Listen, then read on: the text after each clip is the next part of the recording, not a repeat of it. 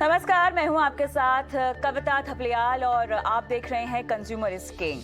भूतो ना भविष्यति, यानी ना भविष्य में कुछ है और ना ही अतीत में। जो है वो सिर्फ इस पल में है।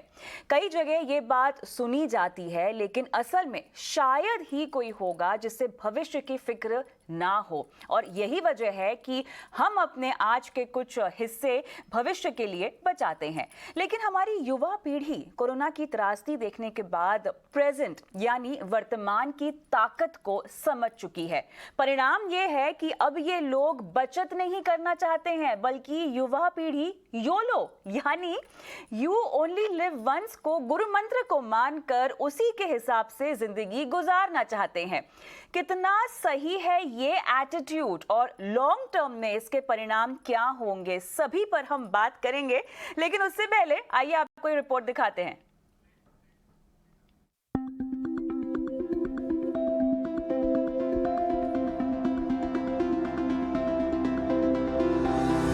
कोरोना को दुनिया में दस्तक दिए 2 साल से ज्यादा हो चुके हैं। पूरी दुनिया ने इसके साथ आए तमाम बदलावों को स्वीकार कर लिया है। खाने पीने, काम करने और जिंदगी जीने का नजरिया भी कोरोना के चलते काफी बदल चुका है। लॉकडाउन में लोगों ने रिश्तों और सेहत दोनों की अहमियत को समझा है। यही वजह है कि अब लोग करियर और पैसे से ज्यादा रिश्तों की अहमियत देने लगे हैं। ऐसा नहीं है कि ऐसा सिर्फ चंद लोग कर रहे हैं, बल्कि एक पूरी जनरेशन के सोचने का तरीका बदल चुका है।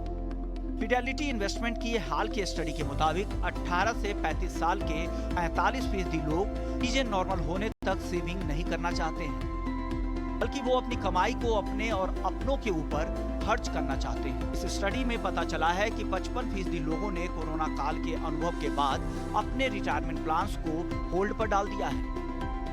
दरअसल कोरोना की त्रासदी ने युवाओं में जिंदगी के क्षणिक होने का एहसास पैदा किया है। अब वो अपने वक्त के साथ पैसों को भी अपने ऐशो आराम और खुद को बेहतर बनाने पर खर्च करना चाहते हैं। उन्हें यकीन हो चला है कि अगर वो अपना पैसा अपने सपनों को पूरा करने में खर्च करते हैं तो वो किसी निवेश से कम नहीं है। अब युवा अपने पसंदीदा शहर और अपार्टमेंट में रहने को सेविंग से ज्यादा तवज्जो दे रहे हैं।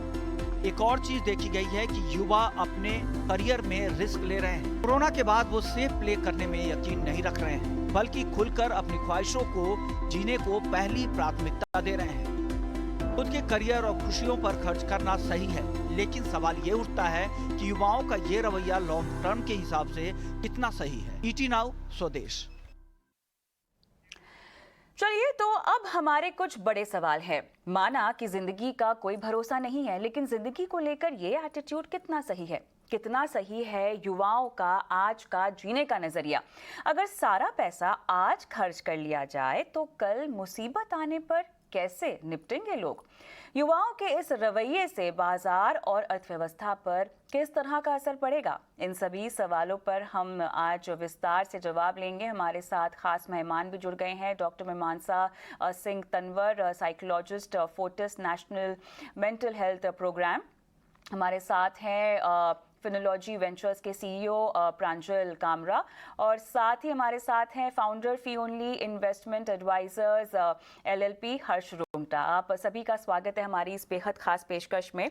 और मीमांसा, आपके पास आऊँगी सबसे पहले, क्योंकि सबसे जो एक बदलाव देखा जा रहा है, जो हम युवाओं की बात कर रहे हैं जिनकी उम्र 35 साल या उससे कम की है, ऐसा क्या हुआ कोविड के दौरान जो कि उन्हें ऐसा लगा कि अपनी जिंदगी जो है वो बस आज है, जो है आज है, और आज को वो तवज्जो दे रहे हैं, अपनी भविष्य के बारे में ना सोचते हुए जितना हो सके जी भर के आज को जीना चाहते हैं।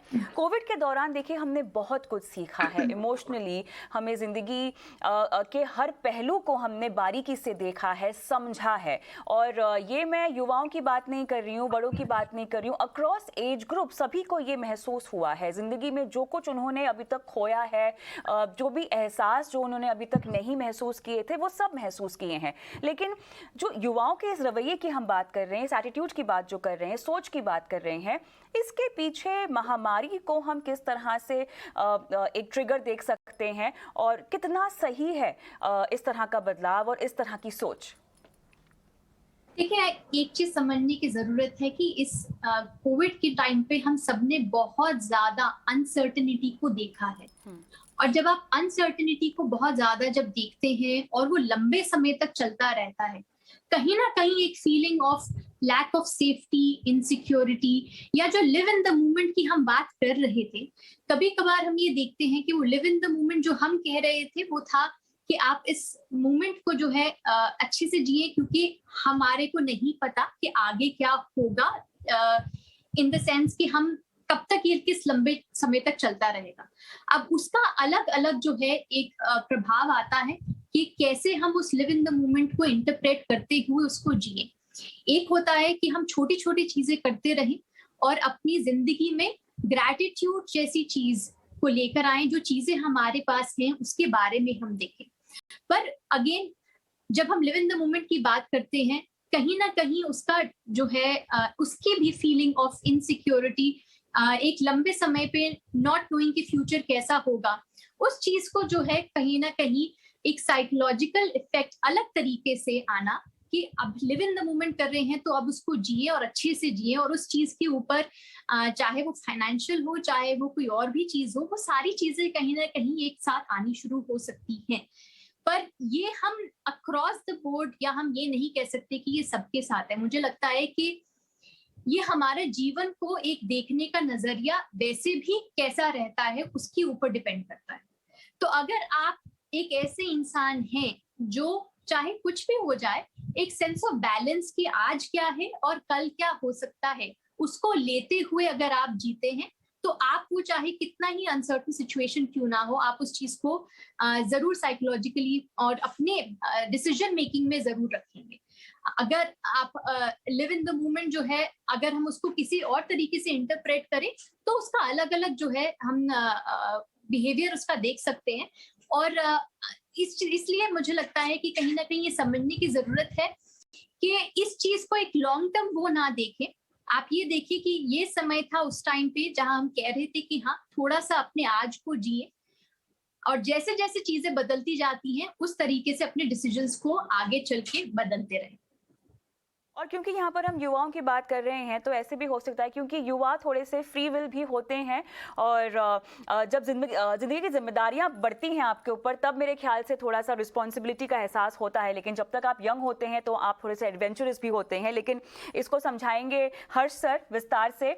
तो हर्ष जी, आज में जीना, आज के लिए जीना बुरा तो नहीं है, लेकिन अगर हम इसको फाइनेंशियल प्लानिंग के लिहाज से देखें, देखिए अनसर्टेनिटी तो लाइफ में बनी ही रहेगी, ठीक है, उसके लिए तो कोई तोड़ आपके पास नहीं है, लेकिन आप उसके लिए तैयारी कर सकते हैं, खासतौर से अगर मैं यहाँ फाइनेंशियल अनसर्टेनिटी की बात करूँ तो। लेकिन युवाओं का जो आज का तर्क है, जो हमें समझ में आ रहा है, वो अपने पैशंस को परस्यू करना चाहते हैं, वो अपने भविष्य के लिए सेविंग करना जानते हैं, उन्हें पता है कि सेविंग करना बहुत ज़रूरी है, इन्वेस्टमेंट करना ज़रूरी है। लेकिन इस कोविड के बाद कहीं ना कहीं उनकी सोच में तब्दीली आई है कि वो भविष्य के लिए ही नहीं बचाना चाहते हैं, वो आज भी जीना चाहते हैं। फाइनेंशियल प्लानिंग के रूल्स के मुताबिक आज में जीना कितना सही बैठता है? तो लोगों को ये शायद गलत धारणा है कि फाइनेंशियल प्लानिंग यानी आज कुछ मत खर्चा करिए, सब कुछ बुढ़ापे के लिए बचा के रखिए, बच्चों की पढ़ाई के लिए बचा के रखिए। ये मेरे ख्याल से गलत धारणा है लोगों को।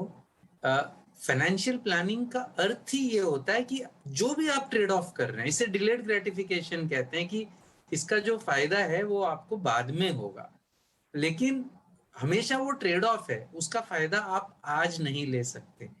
तो ये पहले भी कोविड के पहले भी था। इसके मायने क्या होंगे? हाँ, तो वही मैं बता रहा था कि जैसे पहले हमने कई बार देखा, कई क्लाइंट्स के साथ देखा, और शायद आम तरह हम बहुत लोगों के साथ होता है, जब कोई हम महंगी चीज खरीदते हैं, जो कि हमारा जो भी हमारे लिए जो महंगी है, कोट अनकोट हमारे लिए जो महंगी है, तो एक मन में गिल्ट फीलिंग होती है। उसको आप पूछिए कि भाई क्यों हो रही गिल्ट फीलिंग, आपके खुद के पैसे हैं। तो गिल्ट फीलिंग इसलिए हो रही है कि उन्हें लगता है कि शायद ये पैसा खर्च करके मैं अपने फ्यूचर की कोई चीज उसको मैं गिव अप कर रहा हूं। यही चीज आप सोच के करें कि मैं फ्यूचर में इतना मुझे अभी जाना है, मेरे पास समय बहुत है, तो यंग लोगों के पास समय बहुत है, मुझे अपने आप पे कॉन्फिडेंस है कि मैं बाद में करूंगा, तो मैं अब थोड़ा सा सिर्फ मेरी इमरजेंसी के लिए रख लेता हूं, बाकी के लिए मेरे पास समय है, या बाकी के लिए मैं पूरा नहीं करता, इतना करता हूं और आज मैं इसको एंजॉय करता हूं। तो और एंजॉय कुछ भी हो सकता है, किसी को एंजॉय होता है कोई नई जगह जाने में, किसी को एंजॉय होता है जाके दूसरे एक्सपीरियंसेस लेना, दूसरे लोगों से मिलना। कोई जरूरी नहीं है कि सिर्फ पैसे की कमाई, पैसे खर्चने से एंजॉय होता है, समय खर्चने से भी एंजॉयमेंट होता है, और समय ही पैसा है काफी लोगों के लिए। तो ये पॉइंट ये है कि एज लॉन्ग एज आप ये जो ट्रेड ऑफ कर रहे हैं कि मैं फ्यूचर के लिए इतना मैंने कर लिया, इतना मैं कर रहा हूं और बाकी मैं फ्यूचर में कर लूंगा, तो अब जो आप कर रहे हैं उसमें आपको एंजॉयमेंट होगा। अब वो महंगी चीज खरीदने में आपको गिल्टी नहीं महसूस होगा, आपको बहुत एंजॉयमेंट होगा। तो प्लानिंग करने से ये है कि you are able to enjoy जो आप जिस चीज पे टाइम स्पेंड कर रहे हैं या पैसा स्पेंड कर रहे हैं उसका मजा ले पाएंगे। और आज के लिए जीना, प्लानिंग का मतलब ही है कि आज के लिए जियो और उसको एंजॉय करो, क्योंकि फ्यूचर के लिए आपने देख लिया है कि आपको क्या करना है और थोड़ा आपने नक्की कर लिया कि मैं बाद में करूंगा। एज लॉन्ग एज आपने वो प्लान कर लिया है, बिल्कुल बहुत ही मेरे ख्याल से इसके जो परिणाम है वो अच्छे ही होते हैं। जहां तक आपने युवा पीढ़ी की बात करी कि वो खर्चा सारा कर देता है, तो वो तो पहले भी था। कंज्यूमरिज्म कोई नई बात नहीं है, हाँ, वो कोविड से हाँ, हुआ हो ऐसी बात नहीं है। हाँ, वो प्रॉब्लम पहले भी थी, अभी भी है। बिल्कुल।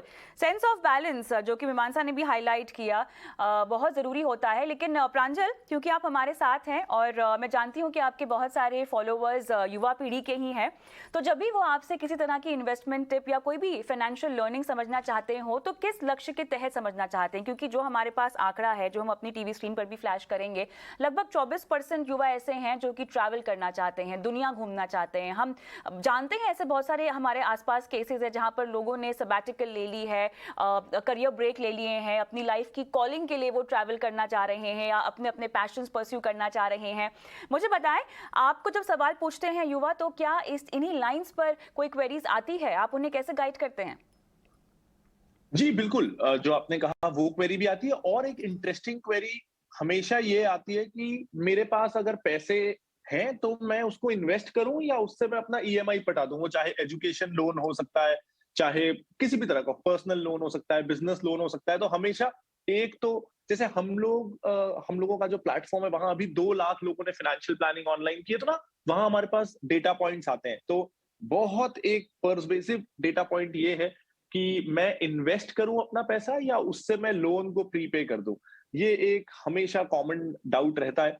लेकिन ना, जैसा आपने कहा कि मैं यंगस्टर्स के बीच बहुत रहता हूं, उनसे बात बहुत करता हूं, तो एक चीज ना हमको ये भी समझना वाला है कि हम एजुकेशन पॉइंट ऑफ व्यू से अगर आज कितना भी बोले कि सेव करने पे भी ध्यान दीजिए, कल का भी सोचिए, एक चीज हमको ये जाननी है कि आज के कैपिटलिस्ट वर्ल्ड में, कंज्यूमरिज्म वाले वर्ल्ड में, जहां वीसीस का पैसा लगता है वहां बिहेवियर चेंज होता है। अगर वीसीस चाहते थे कि हम काली पीली टैक्सी में ना घूमें, हम ये कैब एग्रीगेटर्स के ऐप डाउनलोड करें, तो लोगों को करना ही पड़ा। अगर वो चाहते थे कि हम टेक अवे ना करें, हमको ये फूड एग्रीगेटर्स घर तक हमारे पैसा पहुंचा दे, खाना पहुंचा दे, तो वीसीस जो चाहते हैं काफी हद तक दुनिया में वो होता है। अब कोविड के कारण बहुत लोगों के रेगुलर जॉब्स चले गए, पे कट्स हो गए, तो ये जो लेंडिंग प्रोडक्ट्स की डिमांड थी ना, ये एकदम से बढ़ गई। मेरे पास आज कैश फ्लो नहीं है, जॉब वाले के पास, सेल्फ एम्प्लॉयड की दुकानें बंद हो गई, तो मेरे पास आज कैश फ्लो नहीं है, तो इंस्टेंट लोन, बाय नाउ पे लेटर, ये सब की डिमांड एकदम से क्रिएट हुई। और फिनटेक प्लेयर्स और वीसीस को दिखा कि अभी समय है कि लोगों को इसकी आदत लगाओ। आज के पहले ये इकोसिस्टम में हम इंडियंस क्योंकि इतने कंजर्वेटिव हैं डेट को लेके, हमारे पेरेंट्स, ग्रैंड पेरेंट्स हमेशा कहते थे अवॉइड करो, तो क्रेडिट प्रोडक्ट्स इंडिया में घुस नहीं पाए थे। मैं एक डेटा अगर आपको दूं, तो इंडिया में 100 लोगों पे 3 क्रेडिट कार्ड्स हैं, यूएस में 100 लोगों पे 300 क्रेडिट कार्ड्स हैं। एक इंसान वहां 3 क्रेडिट कार्ड रखता है, हमारे यहाँ 100 में से 3 लोग क्रेडिट कार्ड रखते हैं। तो ये इंडस्ट्री वीसीज को दिख रहा है, फिनटेक प्लेयर्स को दिख रहा है कि यहाँ स्कोप ना अभी 100x 20x ग्रोथ का तो बहुत आसानी से, इसलिए बहुत पैसा फ्लो हो रहा है, बहुत एड्स आ रहे हैं और लोगों को, यूथ को बोला जा रहा है कि आप आज कंज्यूम करो। पूरा नैरेटिव वो है कि आज की लाइफ को एंजॉय करो।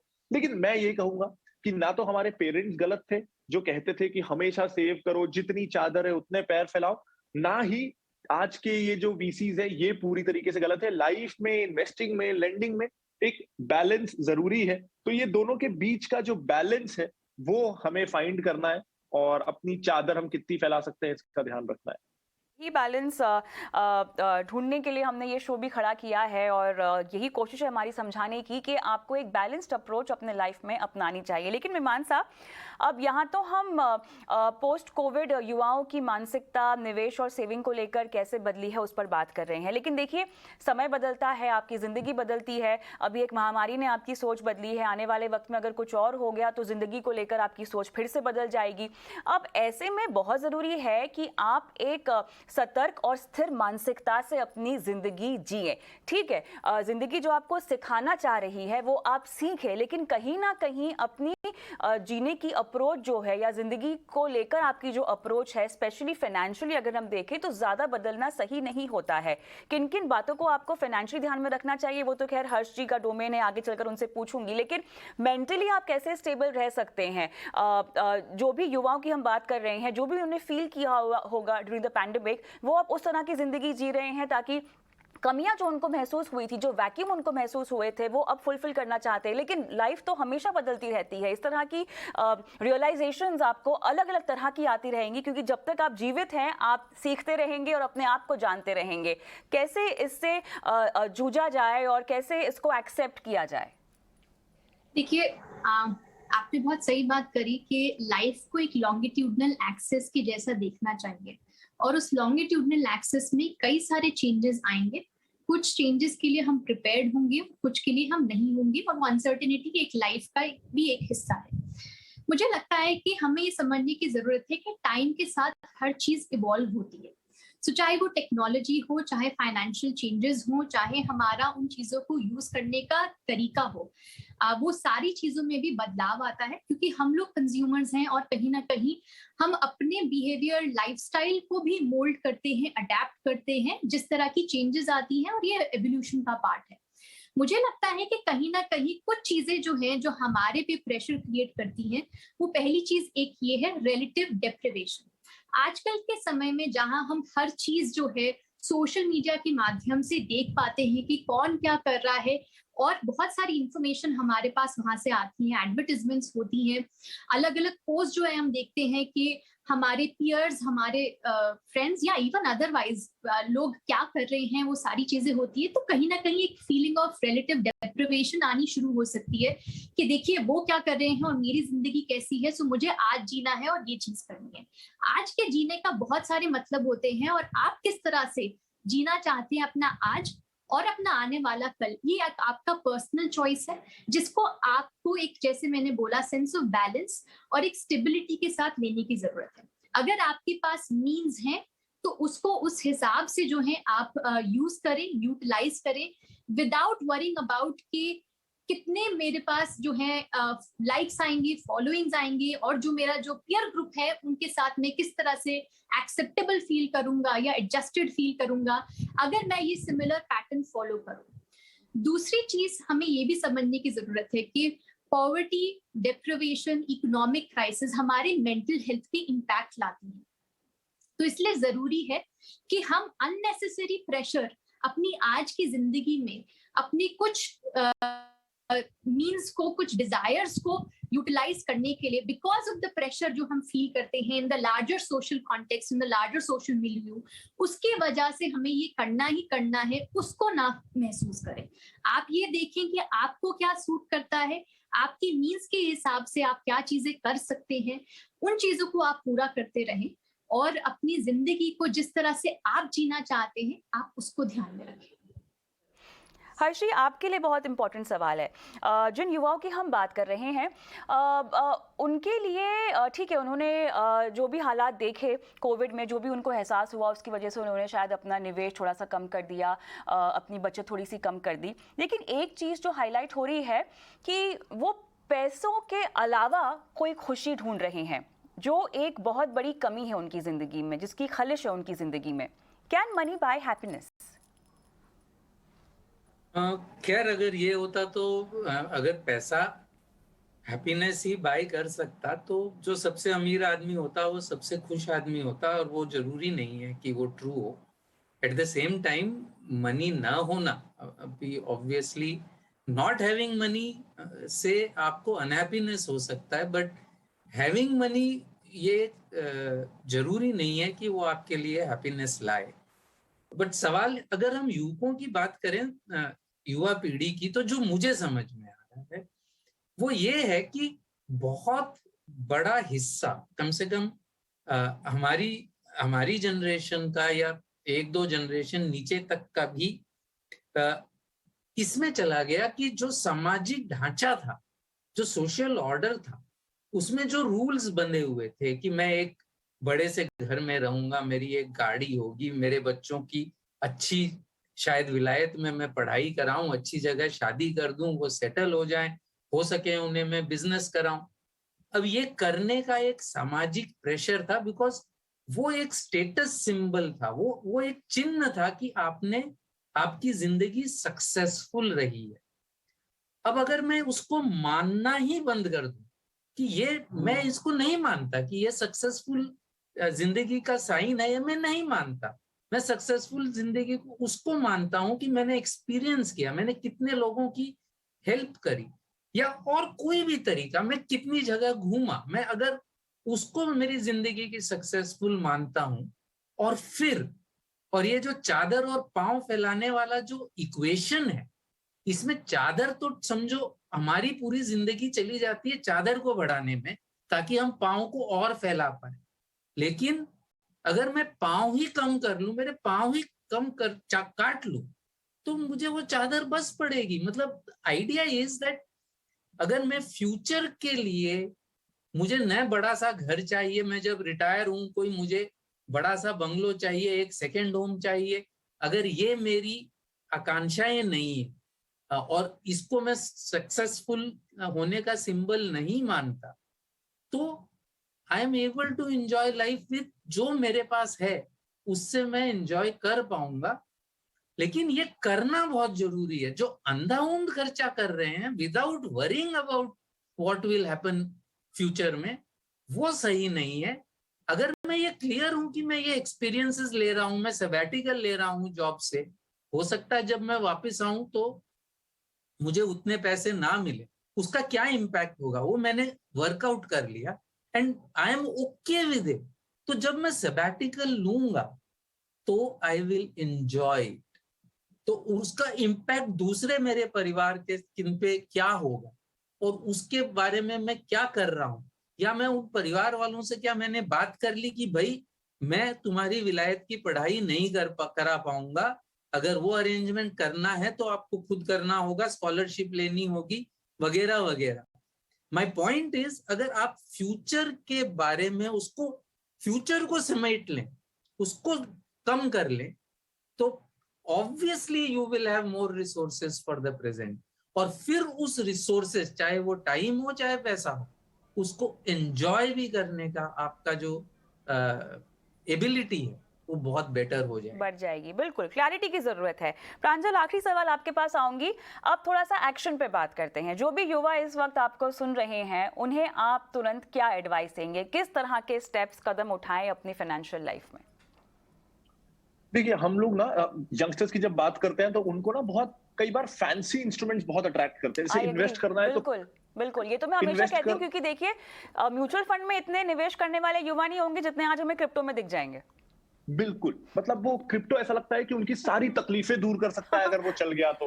अगर वो फ्यूचर एंड ऑप्शन हो, करेंसी हो, कमोडिटी हो, तो सबसे पहली बात तो ये है कि वो जो ओल्ड एस्टैब्लिश्ड बोरिंग इंस्ट्रूमेंट्स है ना, मैं चाहता हूं मैं यूथ से अपील कर सकूं कि प्लीज उनको इग्नोर मत करो। जैसे एक बहुत सिंपल सा इंस्ट्रूमेंट है। मैं बार बार बोलता रहता हूँ, गोल्ड, सॉवरिन गोल्ड बॉन्ड, कोई मेकिंग चार्ज नहीं, कोई जीएसटी नहीं, गोल्ड के रिटर्न्स प्लस 2.5% रिटर्न्स आपको थाली में परोस के गवर्नमेंट दे रही है।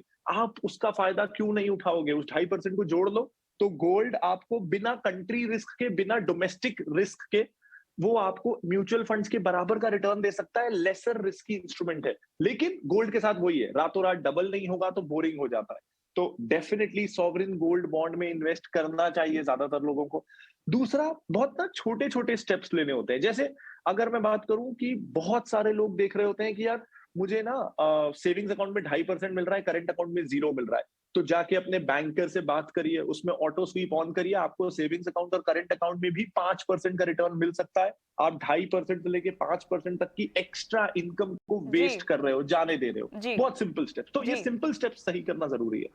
ऑलराइट, तो यहाँ पे क्लियरली बात यही है कि आप फाइनेंशियल प्लानिंग को नहीं भूल सकते हैं। आप अगर आज में भी जीना चाहते हैं, जो कि बिल्कुल गलत नहीं है, फाइनेंशियल प्लानिंग का इनफैक्ट मूल मकसद ही यही है कि आप आज में जिए, और हाँ, जिस तरह आप जीना चाहते हैं उस तरह आप जी सकते हैं अगर आप योजनाबद्ध तरीके से अपनी लाइफ में आगे बढ़े। तो बहुत बहुत शुक्रिया आप तीनों का इस पेशकश में शामिल होकर इसे खास बनाने के लिए और युवा दर्शकों को गाइड करने के लिए। कंज्यूमर इज किंग में आज के लिए इतना ही। मुझे भी इजाजत दें। नमस्कार।